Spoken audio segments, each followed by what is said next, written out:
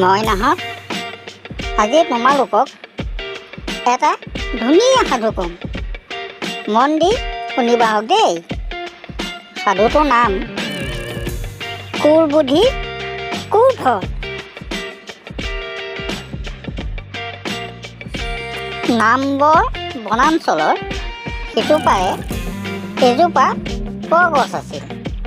তাতে এজনী কাউৰীয়ে বাস কৰিছিল। তাই আছিল অতি লোভীয়া আৰু কোৰবুধিয়া। বৰগছজোপাৰ পৰা কিছু নিলগতে এটা সৰু জোপোহা আছিল।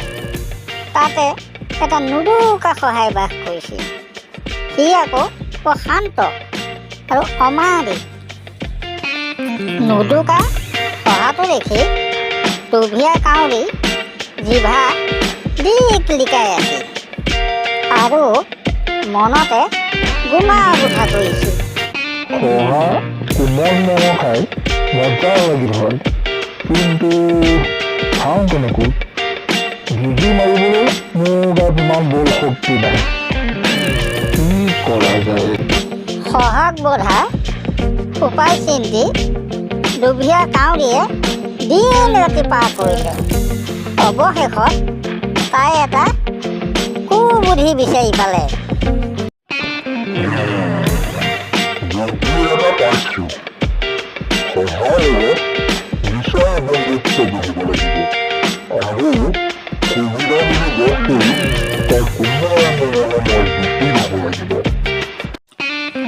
এই ভাবি লোভীয়া কাউৰীয়ে মাত লগালে।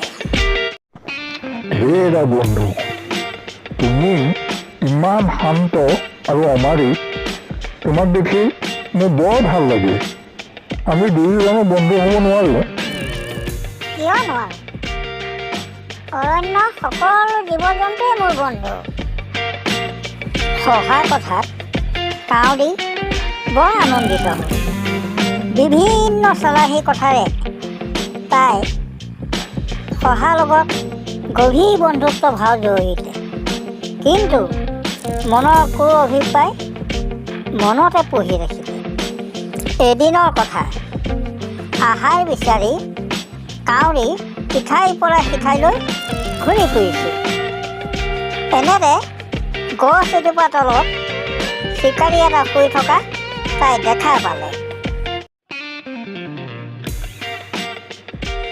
কাষত ধেনুসৰ থৈ চিকাৰী গভীৰ টোপনিত লাল কাল। তাক দেখি দুষ্ট কাউৰী মনত এটা কোৰ বুদ্ধি খেলালে। এই সোণালী সুযোগ, এই চিকাৰীৰ দ্বাৰাই শহাক বধ কৰি মই মোৰ মনৰ হাবিয়াস পূৰণ কৰিব লাগিব। এই ভাবি দুষ্ট কাউৰী শহাৰ ওচৰলৈ উৰা মাৰিলে।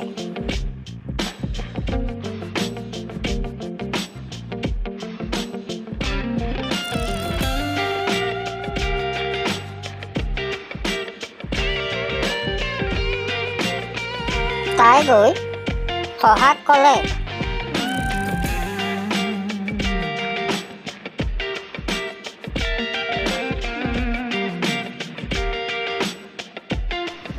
বন্ধু, মজা খবৰ।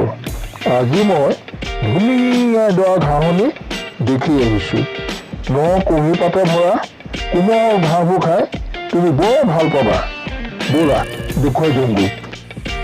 কোমল ঘাঁহৰ কথা শুনি শহাৰ লোভ লাগিল। কাউৰী অভিসন্ধি সি গমকে নাপালে। তাইৰ লগত সি ওলাই গ'ল।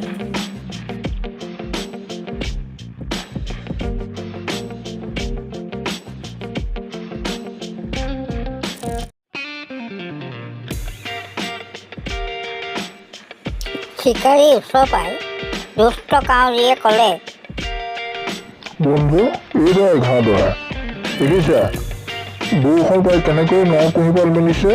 তুমি যিমান পাৰা খোৱা, মই গৈ সৰু গছজোপাতে জিৰণি লওঁ।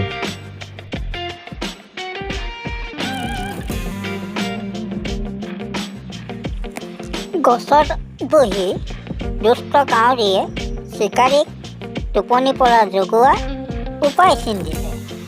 হঠাৎ তাই মনত আকৌ এক কুবুদ্ধি উদয় হ'ল।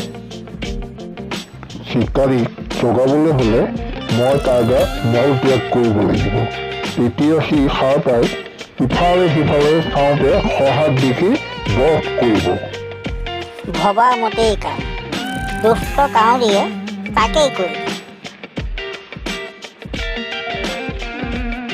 সাৰ পাই চিকাৰীয়ে খঙত ইফালে সিফালে চাব ধৰিলে। সহায়ে চিকাৰী দেখি ভাবিলে মাৰিলে ভিৰাই লওঁ। ওখ ঘাঁহবোৰৰ পৰা চিকাৰীয়ে তাক দেখাকে নেপালে। গছৰ পৰা উৰি যোৱা কাউৰীয়ে এই দুৰ্কৰ্ম কৰিলে বুলি সি ধৰি ল'লে আৰু তাইলৈ মাৰি পঠিয়ালে। সেই শৰে কাউৰী বুকু ভেদি গ'ল। মাটিত পৰি তাই যান্ত্ৰণাত কেকাই কেকাই ক'ব ধৰিলে।